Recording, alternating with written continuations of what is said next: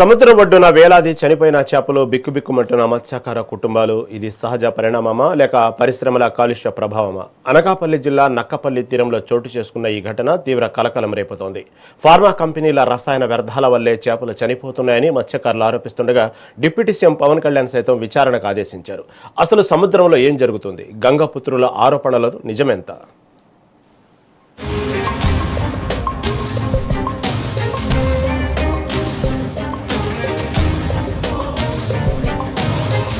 అనకాపల్లి జిల్లా పాకయ్యరావుపేట నియోజకవర్గ తీర ప్రాంతం దశాబ్దాలుగా వేలాది మత్స్యకారుల కుటుంబాలకు జీవనాధారంగా ఉంది. ఇక్కడి గంగపుత్రులు గంగమ్మపైనే భారం వేస్తూ అలలతో పోరాడుతూ ప్రతిరోజు సముద్రంలో వేట సాగిస్తూ ఉంటారు. అయితే గత కొంతకాలంగా వారి జీవితాల్లో అనుకోని విధంగా రసాయన కాలుష్యం తీవ్ర కలకలం రేపుతోంది. తమకు జరుగుతున్న అన్యాయంపై ఇటు రాజకీయ నాయకులకు అటు అధికారులకు మొరపెట్టుకున్నా ఎలాంటి ఫలితం లేదు. ఎవరికి చెప్పినా సమస్య పరిష్కారం కాకపోవడంతో ఏం చేయాలో దిక్కుతోచని స్థితిలో మత్స్యకారులు లబోదిపోమంటున్నారు. చివరకు రాష్ట్ర డిప్యూటీ సీఎం పవన్ కళ్యాణ్ సైతం అక్కడ ఏం జరుగుతుందో తెలుసుకోవాలని ఆదేశాలు ఇచ్చారంటే పరిస్థితి ఎంత తీవ్రంగా ఉందో అర్థం చేసుకోవచ్చు.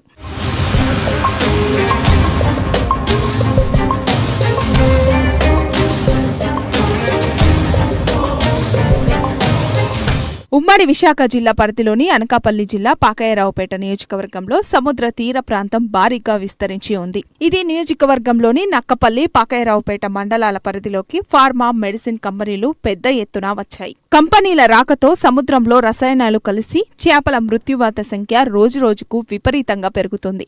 ఫ్యాక్టరీల యాజమాన్యాలు గుట్టుచప్పుడు కాకుండా వ్యర్థాలను సముద్రంలోకి వదలడం ఇక్కడ సదా మామూలు అయిపోయింది. తాజాగా నక్కపల్లి మండలం రాజయ్యపేట పంచాయతీ శివారు బోయపాడు తీరంలో వేలాది చేపలు ఒక్కసారిగా చనిపోయాయి. సముద్రపు ఒడ్డున గుట్టలుగా పేరుకుపోయిన చనిపోయిన చేపలను చూసి స్థానిక ప్రజలు తీవ్ర ఆందోళన చెందుతున్నారు.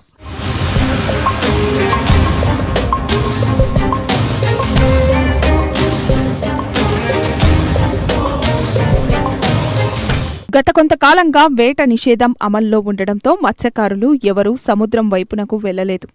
నిషేధకాలం ముగియడంతో 4 రోజుల క్రితమే గంగపుత్రులు ఎంతో ఆశతో సముద్రంలోకి వేటకు వెళ్లారు.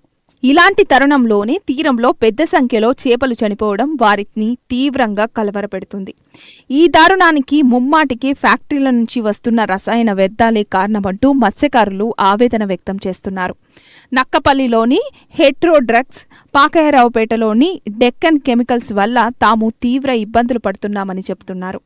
పొరుగునే ఉన్న దివీస్ లాబొరేటరీస్, అరబిందో కంపెనీల రసాయనాలు కూడా తమ పొట్ట కొడుతున్నాయని గంగపుత్రులు కన్నీరు మున్నీరవుతున్నారు. 2 నెలల పాటు సముద్రంలో ఏటకెళ్లకుండా ప్రభుత్వం మాకు 20,000 రూపాయలు ఇచ్చి మత్స్య సంపద పుడుతుందని చెప్పి 2 నెలలు టైకు పెట్టి ఆపుతున్నారు. ఆ దానికి కట్టుబడి మత్స్యకారులందరూ రాష్ట్ర వ్యాప్తంగా, దేశవ్యాప్తంగా ఉన్నప్పటికీ ఇక్కడ ఈ మత్స్యకారుల సమస్యలు ఎన్ని ఉన్నా గవర్నమెంట్ పట్టించుకున్నా కొన్ని పట్టించుకోలేకపోయినప్పటికీ ఈ 2 నెలలు ఏటకు మానేసి మత్స్యకారులందరూ కట్టుబాటుగా గవర్నమెంట్కి లోబడి, చట్టానికి లోబడి ఉన్నాము. అయితే ఇక్కడ వ్యర్థ జలాలని ఎట్రో కంపెనీ అని ఒకటి ఉంది, ఇక్కడ డెక్కన్ కంపెనీ ఒకటి ఉంది. ఈ కంపెనీలు ఎనీ టైం వ్యర్థ జలాలు వదులుతుంది సముద్రంలోకి. ఈ పైప్ లైన్ ద్వారా వెళ్ళిన వ్యర్థ జలాల ద్వారాగా ఈ మత్స్య సంపద పుడుతుందని పలానా టైంలో ఏటకి వెళ్ళకూడదని మమ్మల్ని నివేదన చేసి నిబంధన పెట్టి ఇక్కడ ఆపుతున్నారు, కరెక్టే. అయితే మరి ఈ మత్స్య సంపద ఎందువల్ల చనిపోతుందని కూడా ఇక్కడ ఎటువంటి ఇన్వాల్వ్మెంట్ లేకుండా, ఎటువంటి అధికారులు వచ్చి పరిశోధన చేయకుండా, ఏ అధికారు కూడా స్పందించకుండా, ఏ కూటమి ప్రభుత్వం అవ్వచ్చు, వైసీపీ ప్రభుత్వం, ఏ ప్రభుత్వమైనా ఇక్కడ స్పందించకుండా ఈ చేపలు చనిపోవడం గమనించకుండా వదిలేస్తుంది.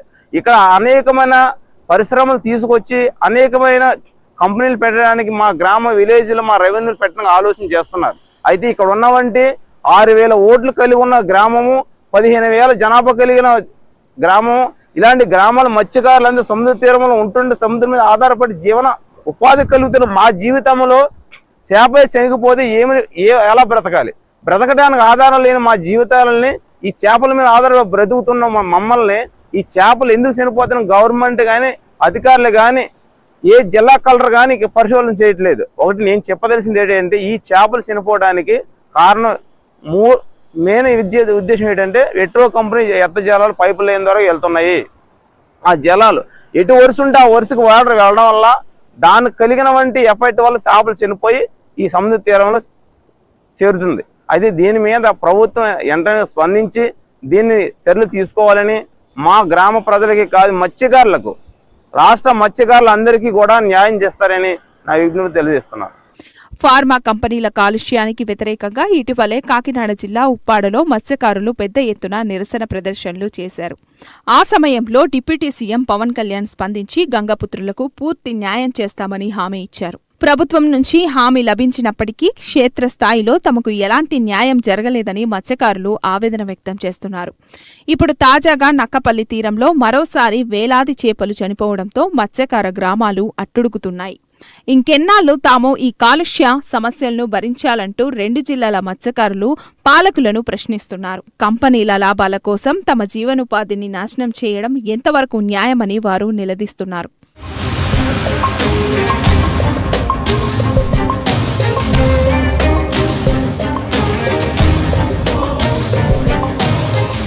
నక్కపల్లి తీర ప్రాంతంలో పెద్ద ఎత్తున చేపలు చనిపోవడంపై డిప్యూటీ సీఎం పవన్ కళ్యాణ్ మరోసారి స్పందించారు. బోయపాడు తీరంలో చేపల మృత్యువాతకు గల అసలు కారణాలేంటో వెంటనే తెలుసుకోవాలని అధికారులను ఆదేశించారు. ఈ కాలుష్య వ్యవహారంపై సమగ్రంగా విచారణ జరిపి తక్షణమే నివేదిక సమర్పించాలని ఆయన స్పష్టం చేశారు. డిప్యూటీ సీఎం ఆదేశాలతో కాలుష్య నియంత్రణ మండలి మరియు మత్స్యశాఖ అధికారులు రంగంలోకి దిగారు. అయితే ఈసారైనా మత్స్యకారులకు నిజమైన న్యాయం జరుగుతుందా లేదా అన్నది ఇప్పుడు పెద్ద ప్రశ్నగా మారింది. గతంలో లాగే అధికారులు ఈ విచారణను కూడా తూతూ మంత్రంగా ముగించేస్తారేమోనని మత్స్యకారులు అనుమానం వ్యక్తం చేస్తున్నారు.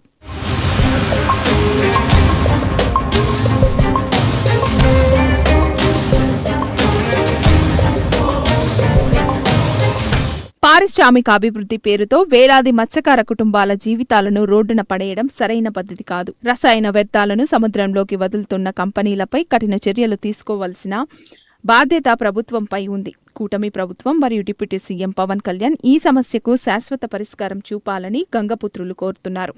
కాలుష్య కోరల నుంచి సముద్రపు తీరాన్ని కాపాడి తమ ఉపాధికి భరోసా కల్పించాలని వారు డిమాండ్ చేస్తున్నారు.